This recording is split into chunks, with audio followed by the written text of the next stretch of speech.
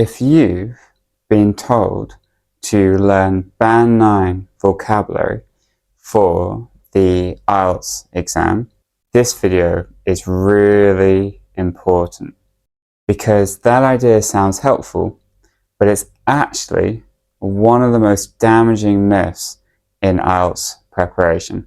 So I'm a real IELTS examiner, and let me explain why in this video. So when people talk about Band 9 vocabulary, usually they're talking about rare words, academic expressions, or advanced vocabulary lists. And the assumption is really simple. It is the more advanced words you have, then the higher score you will get in the exam. But unfortunately, this is not how IELTS vocabulary is assessed. In IELTS, there is no official list of Band 9 words you can use, and examiners don't have a checklist of vocabulary to reward. Instead, we assess how effectively you use the language and not how impressive it sounds.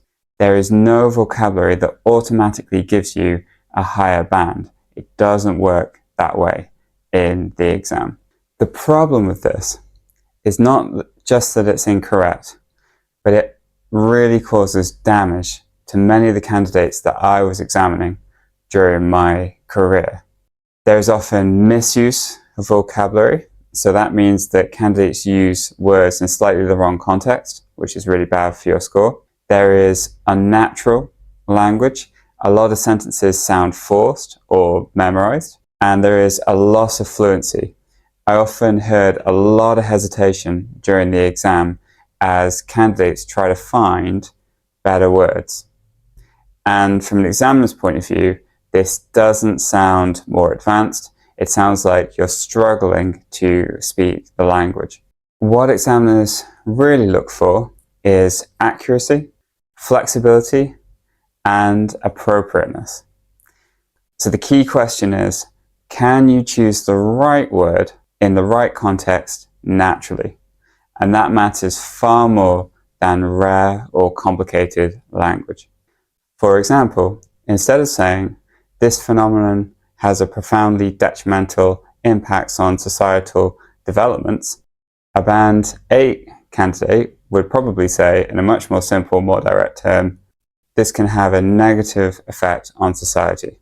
So that's clear, it's correct, and it's natural, and therefore it scores well.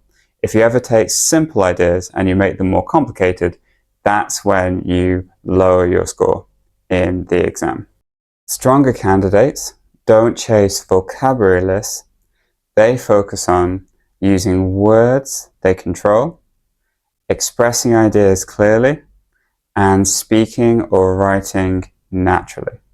Their language feels comfortable, not forced during the exam. So Band 9 vocabulary isn't just a misunderstanding, it's a distraction. If you want a higher score, focus on control, not complexity. And if you want real explanations from someone who has actually marked the IELTS exam, then subscribe to this channel, and I really hope it helps you for your next exam.